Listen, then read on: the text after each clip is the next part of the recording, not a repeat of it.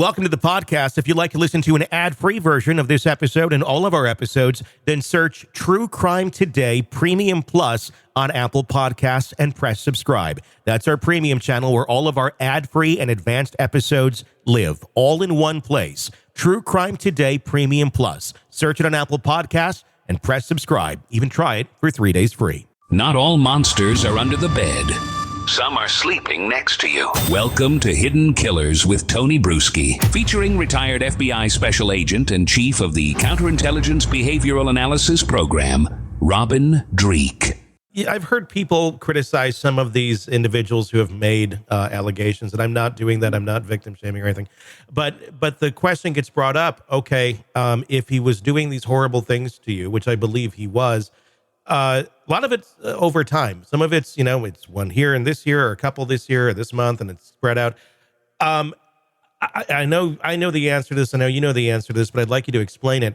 The mindset that someone might be in behaviorally as to why they would keep going back to that individual because of that money, because of that power, because of the control that he has gained over that individual, despite forcing them into traumatic situations. Why would they keep coming back, I guess, is the It's question. A slow leak. It's a slow, there's a lot of reasons, because every individual is going to be a little bit different. Yeah. But there's going to be a slow leak of normalization of really bad behavior.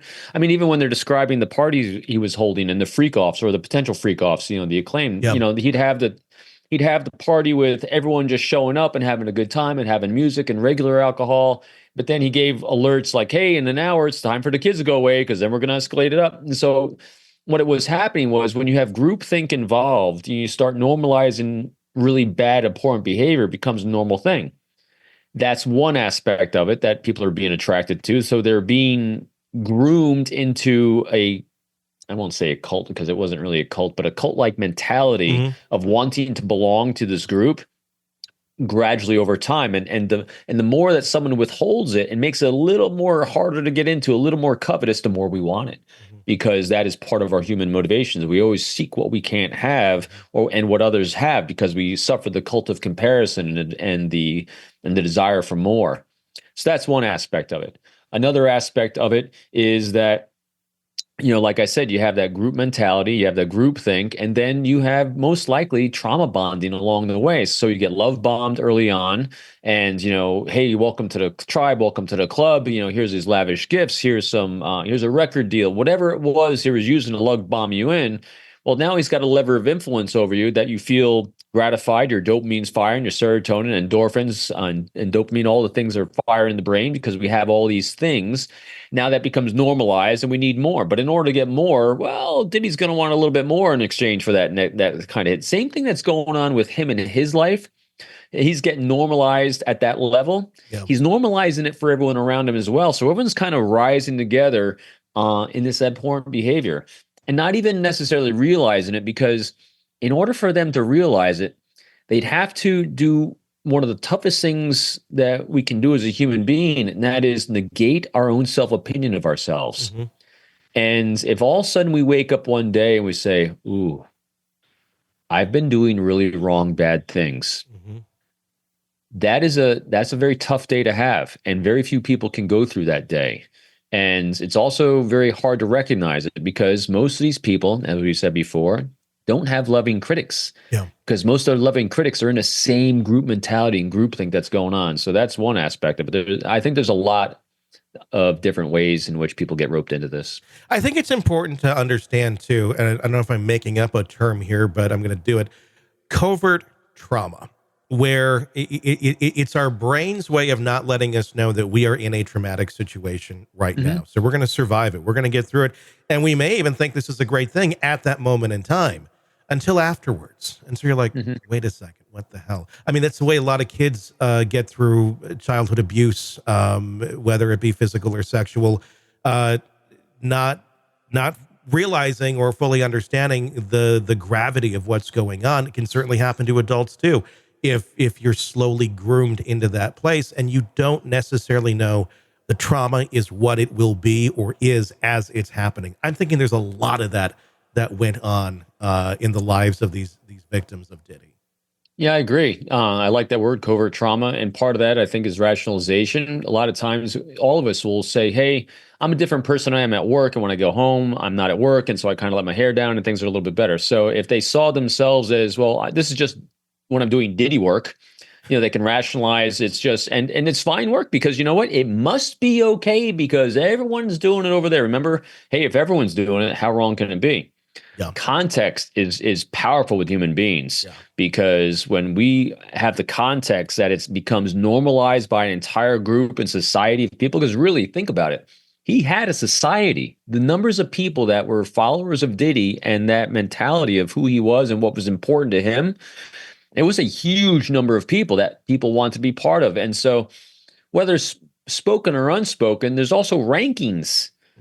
People that were let inside the house, people that weren't let inside the house. So he treated everyone equal. He's mingling around with everyone, but only a certain number of people are allowed in the house. What do I have to do to be let in the house to rise in that inner circle? That's where we start rationalize our behavior. Yeah. I think you're very right in a lot of that. Well, I did this or they're doing that. It can't be that bad until it's like, oh my God, look at what you all got involved in for this. And it must be leader. safe because everyone's in the same boat. No one's going to say anything. Yeah. There's rumors right now floating that there's tape being shopped around that shows an A-list celebrity on it that he does not know. The word has been he that's been in the copy. That he was not aware of the taping going on at one of these parties, which could be very detrimental to one's career. Reputation-wise, at the least, if there's something illegal going on, then we have a whole other thing going on. And there's also the rumors of a very large list of names of associates that's supposedly going to be dropping very soon. What do you think the attitude is amongst those that knew Diddy or were around Diddy right now? Just in anticipation of everything that's going to come out, what sort of preparations mentally and professionally do you think are going on behind the scenes with a lot of people right now as they prepare for the inevitable? Well, one, there's a lot of fear, especially if you got like blackout drunk or high. You have no idea what you did or didn't do or what you're photographed doing or not doing. Sure. So that's one thing. There's going to be a lot of fear. I think there's also going to be two approaches to this because as you're saying it again, I'm thinking, all right, how would Tony and Robin react if all of a sudden we got caught up in something like this and we're not quite sure what we were videotaped doing or not doing? I would be preparing, myself to how to own that behavior. Because when the only way to restore trust once it's blown, because anyone that shows up on a list, trust with this individual and their personal brand is going to be blown.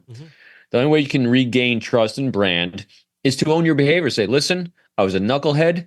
I was going through a tough time. There's no excuse for my behavior. I'm going to go through counseling. I'm going to be in rehab, all these things, because every single time a person of notoriety owns their behavior, puts himself in rehab, goes through all these steps to be transparent and open, kind of, and we saw with the few celebrities in the last year, what's his face from Friends? Matthew Perry did it to an extent, but then he fell off the wagon again because he had people in his life not being good for him.